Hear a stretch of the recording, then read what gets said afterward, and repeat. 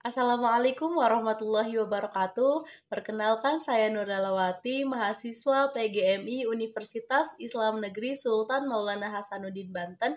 Pada kesempatan kali ini saya akan sedikit menjelaskan tentang perkembangan Islam di Afrika. Video ini saya buat untuk memenuhi tugas pada mata kuliah Sejarah Peradaban Islam yang diampu oleh Ibu Dr. Helna Nelis MPD. Next, ini adalah profil saya. Nama Nurlalawati, program studi Pendidikan Guru Madrasah Ibtidaiyah, kelas 2C dengan NIM 2312494. Sebelum kita ke penjelasan, kita ke pendahuluan terlebih dahulu. Di dunia ini banyak sekali agama, mulai dari agama yang bersumber dari pemikiran manusia, ataupun agama yang berasal dari langit atau samawi. Nah, Islam ini merupakan satu-satunya agama samawi yang akidahnya masih murni dan menjadi pedoman manusia hingga akhir zaman. Meskipun ada beberapa penyimpangan dalam beberapa kejadian, namun itu hanya pada beberapa aliran yang menyimpang saja. Agama Islam ini diadut hampir 22,5% orang dari 7 miliar manusia dan tersebar hampir ke seluruh penjuru dunia, mulai dari benua Asia, Eropa, Amerika, dan juga Afrika. Nah, benua Afrika ini yang dimana Islam berkembang sangat besar pada umumnya di dunia Islam di Afrika, memiliki keberagaman budaya sesuai dengan kesukuan pada masing-masing bangsa. Di benua tersebut, para sahabat, kaum sufi, dan tokoh-tokoh penyebar Islam lainnya telah membawa agama Islam ke benua Afrika dengan damai. Sebagaimana inti dari ajaran Islam itu sendiri, benua Afrika ini sebenarnya telah bersentuhan langsung dengan ajaran Islam sejak masa Nabi Muhammad SAW. Kemudian kota tersebut meluas dan menyebar hingga zaman modern saat ini, dan menjadikan benua ini menjadi salah satu benua dengan penduduk muslim terbesar di dunia. Maka video ini membahas tentang bagaimana perjalanan penyebaran Islam di wilayah Afrika, mulai dari proses masuknya hingga perkembangannya sehingga Islam dapat diterima dengan baik dan berkembang di benua Afrika. Kita langsung saja masuk ke pembahasan yang pertama, tentang proses masuknya Islam ke Afrika. Nah, bercerita tentang masuknya Islam ke Afrika sama dengan menceritakan sejarah Islam itu sendiri. Sebab orang yang pertama kali masuk Islam dan menjadi sahabat Nabi Muhammad SAW yang terpercaya adalah Bilal bin Rabah yang berasal dari Habsyah atau Ethiopia. Sebelum masuknya Islam, kehidupan Afrika lebih mengutamakan kesukuan. Jadi, mereka itu nomad atau berpindah-pindah dan patriarki. Ketika itu, daerah ini berada di bawah kekuasaan Romawi yang memberikan pengaruh sangat besar bagi masyarakat Afrika. Nah, awalnya penduduk Afrika sangat dipengaruhi oleh para elit-elit kota yang mengadopsi bahasa, gagasan, dan adat istiadat dari penguasa Romawi. Namun, karena elit-elit kota ini tidak banyak jumlahnya, jadi lama-kelamaan ini kalah dengan orang-orang yang vandal, atau di sana itu bisa disebut dengan suku-suku barbar. Seperti itu. Pengaruh Romawi ini perlahan mulai terkikis, kecuali pengaruh ekonomi. Saat itulah peradaban kaum barbar mulai muncul kembali. Islam masuk ke wilayah Afrika pada saat daerah itu berada di bawah kekuasaan Kekaisaran Romawi. Penaklukan daerah Afrika pada dasarnya telah mulai dirintis pada masa kekhalifahan Sayyidina Umar bin Khattab pada tahun 640 Masehi. Nah, jadi Amr bin al-As ini berhasil memasuki dan menaklukkan Mesir setelah sebelumnya mendapatkan izin dari Khalifah Umar bin Khattab untuk menaklukkan daerah itu. Setelah itu, Khalifah Umar mengangkatnya menjadi gubernur Mesir. Sebenarnya beberapa penduduk Afrika ini telah bersinggungan yang secara langsung dengan Islam masa Rasulullah SAW, sebab banyak budak yang berada di Jazirah berasal dari benua Afrika. Seperti itu, terus penduduk yang utamanya berinteraksi langsung dengan Islam adalah penduduk Afrika Utara. Karena pada tahun kelima kenabian itu, Rasulullah memerintahkan sejumlah sahabatnya melakukan hijrah ke Habsyah untuk menghindari kezaliman, kebrutalan, dan kekejian penduduk Mekah yang menentang dan menyiksa kaum muslimin. Hijrah yang pertama dilakukan oleh 12 orang laki-laki dan 4 orang perempuan yang diketuai oleh Sayyidina Utsman bin Affan. Nah, setelah sampai dengan selamat, mereka diterima dengan baik oleh Raja Najasyi. Ini merupakan terus selama beberapa lama.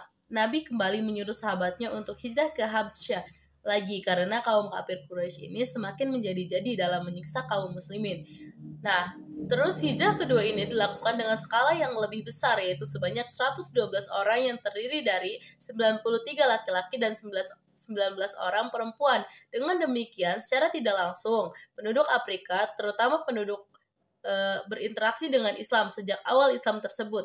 Nah, meskipun pada saat itu masih belum ada yang hampir seluruh penduduk Afrika itu masih belum beragama Islam.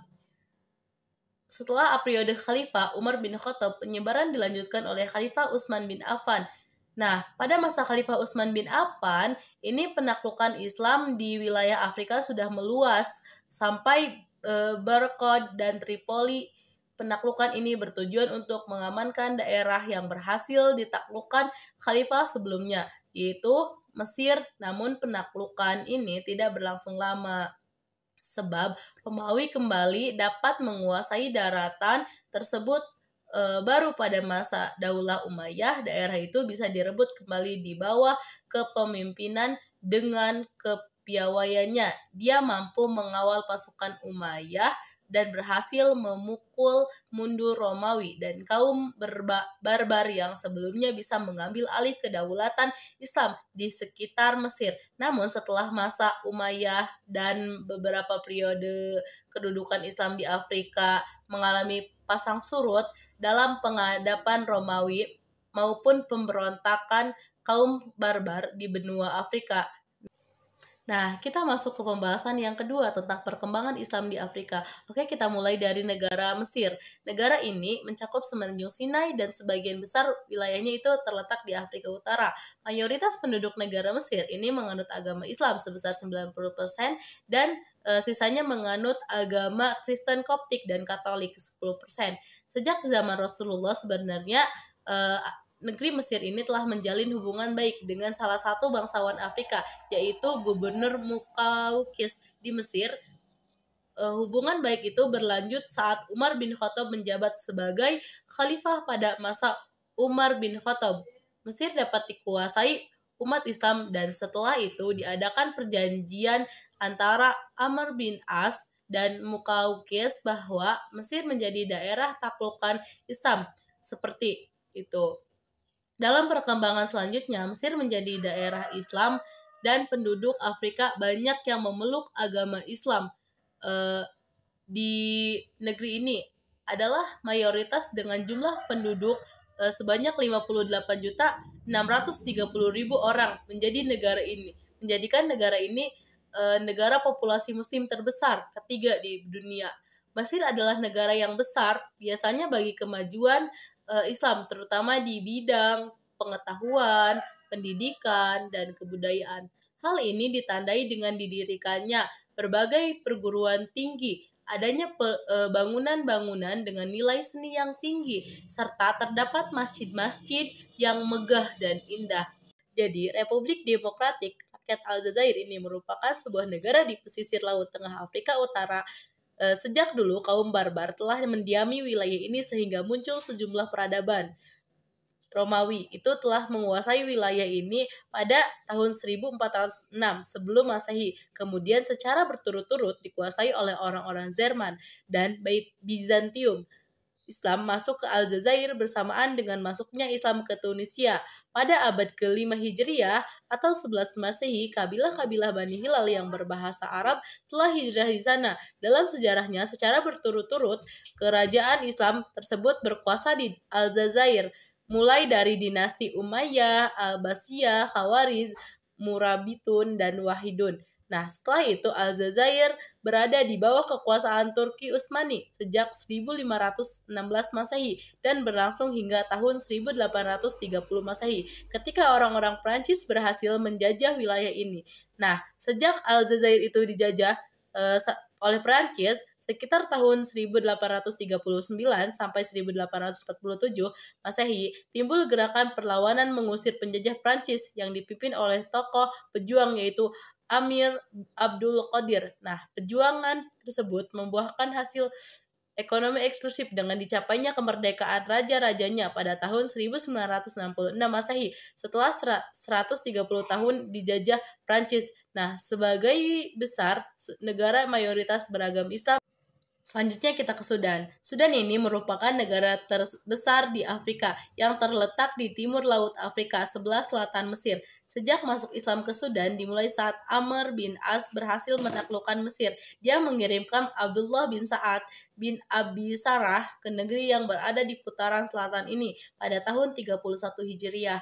Abdullah bin Sa'ad ini tiba dan mulailah kabilah-kabilah Arab berangkat menuju Sudan sekitar tahun 750 Masehi.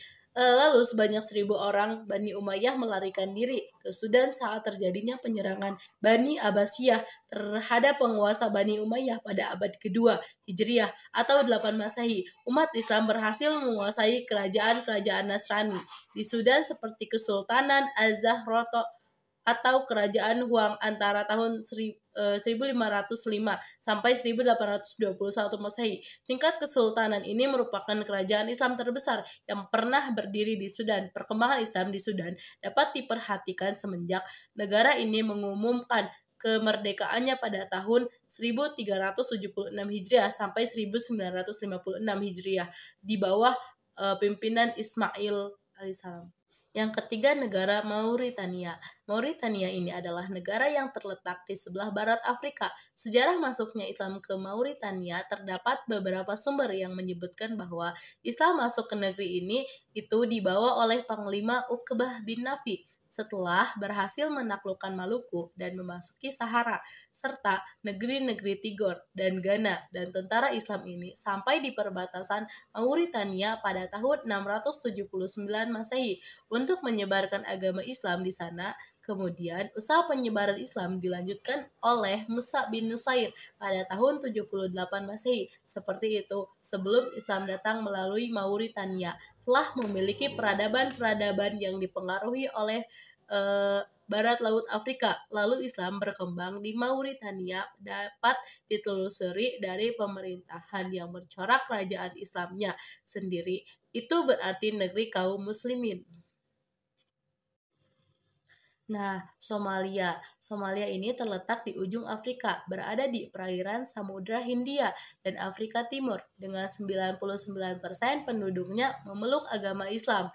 Islam masuk dan tersebar ke Somalia melalui hijrahnya orang-orang Arab dari wilayah Aman Hadramaut dan Yaman. Setelah itu, Islam juga tersebar melalui jalur hubungan perdagangan yang tidak pernah putus sepanjang sejarah negeri Arab dengan Afrika Timur. Islam di negeri ini terus berkembang sepanjang abad ke-4 dan ke-5 abad ke-5 Hijriah secara damai melalui perantara Abilah yang datang dari Ihsan. Nah, kerajaan Islam pertama di Somalia adalah kerajaan Ikhfa yang diserang oleh orang-orang Ayyubiyah pada abad ke-14. Selanjutnya negara Chad.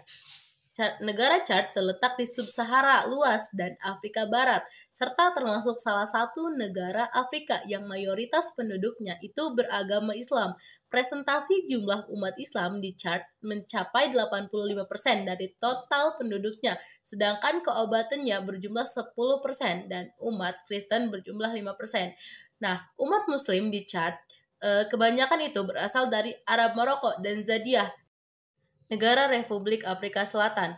Saat ini adalah sebuah negara di benua Afrika bagian selatan. Masyarakat Afrika Selatan secara budaya menunjukkan kombinasi budaya dengan budaya luar, seperti bahasa dan sastranya. Penduduk Muslim mencapai 2,5% dari jumlah keseluruhan penduduknya, dan sejarah masuknya Islam ke Afrika Selatan dimulai dari kedatangan kaum Muslimin yang datang ke Afrika Selatan dan disebut dengan orang-orang Medicers. Itu orang-orang yang berasal dari Ambon, Maluku. Nah, mereka datang ke Afrika Selatan ini sebagai tenaga keamanan untuk menjaga kepentingan VOC dan orang-orang Belanda dari gangguan penduduk setempat. Sebagian dari orang-orang yang beragama Islam, namun pemerintahan kolonial ini melarang mereka beribadah secara terbuka dan bagi yang melanggarnya itu akan diancam hukuman yang sangat besar. Pada tahun 1667 Masehi, rombongan dari Nusantara itu kembali datang ke Tanjung Harapan, tapi status mereka kali ini bukan lagi sebagai orang merdeka, tetapi sebagai gudang Belanda. Nah, pada tahun yang sama, Tanjung Harapan kemudian ditetapkan sebagai tempat pembuangan tahanan politik. Pada tanggal 13 Mei 1667, kapal dagang yang bernama Polsek diberangkatkan dari Batavia tanggal 24 Januari 1967 dan merapat di Tanjung Harapan. Di dalamnya terdapat tahanan politik yang disebut orang kaya atau orang-orang kaya yang berpengaruh. Mereka adalah bangsawan atau ulama dari Nusantara yang melakukan berbagai perlawanan terhadap penjajahan VOC, seperti Sultan Aisyah dari Malaka. Pada tanggal 2 April 1694 mendarat sebuah kapal VOC yang diberi nama Sri Lanka. Terdapat 49 tahanan politik yang dipimpin oleh Abidin Yusuf. Dia adalah Muslim Melayu pertama yang datang ke wilayah ini sebagai tahanan Belanda dan lebih dikenal sebagai pendiri Islam di Gem pada tahun 1694 Masehi. Nah, selama diasingkan di Afrika Selatan, Yusuf isolasi di sebuah kawasan perkebunan Zenfone sekitar 40 km dari Jepang. Namun, kolonial Belanda sia-sia karena justru mendapat tempat perlindungan sebagai budak yang berhasil melarikan diri. Itu di bawah bimbingan spesies Yusuf membentuk sebuah komunitas muslim pertama di Afrika Selatan. Namun, 4 tahun kemudian, tanggal 23 Mei 1699, Syekh Yusuf ini meninggal dunia pada usia 73 tahun. Lalu, sepeninggalan Syekh Yusuf ini, seluruh pengikutnya kecuali 2 orang iman dan 1 putrinya dipulangkan ke Nusantara dengan 2 kapal, yaitu The Leaf dan Distinya. Nah, selain Syekh Yusuf ini adalah beberapa tokoh lain yang berjasa dalam menyebarkan Islam di Afrika Selatan, yaitu salah satunya adalah Tuan Guru dari Ternate yang bernama lengkap Abdullah. Beliau ini berhasil meletakkan pondasi masjid tahun 1789 Masehi. Nah, pada pembahasan di atas dapat disimpulkan bahwa penyebaran agama Islam itu sudah terjadi sejak masa Nabi Muhammad SAW. Namun, awal mula kekuasaan Islam itu meluas ke Afrika baru dimulai dari zaman sahabat. Benua Afrika ini sebelum berada di bawah kekuasaan Islam, pada awalnya mereka di bawah kekuasaan bangsa Romawi yang memberikan pengaruh sangat kuat pada benua Afrika. Nah, setelah datangnya Islam, pengaruh itu berangsur hilang dan jadilah peradaban Islam yang mengakar di benua Afrika. Terus, setelah Islam itu masuk ke Afrika, penyebarannya itu tidak serta-merta langsung terjadi dengan cepat dan besaran, namun terjadi secara perlahan dan bertahap. Sampai akhirnya berkembang dengan cepat, mulai dari Mesir, Aljazair, dan Mauritania, Somalia, kemudian Afrika Selatan. Nah, terus banyak tokoh-tokoh penyebaran Islam yang berjasa dalam pengembangannya. Agama Islam yang meskipun terkadang mengalami pasang surut, Islam itu masih terus berkembang di Afrika sampai saat ini. Nah, itu tadi adalah pembahasan singkat dari saya tentang perkembangan Islam di Afrika. Jika ada pertanyaan seputar materi ini atau ada materi-materi yang teman-teman kurang pahami, teman-teman bisa langsung saja taruh pertanyaan teman-teman di kolom komentar. Dan jika ada materi saya yang kurang jelas, teman-teman boleh menambahkan di kolom komentar. Sekian yang dapat saya sampaikan, kurang lebihnya saya mohon maaf, semoga bermanfaat. Wassalamualaikum warahmatullahi wabarakatuh.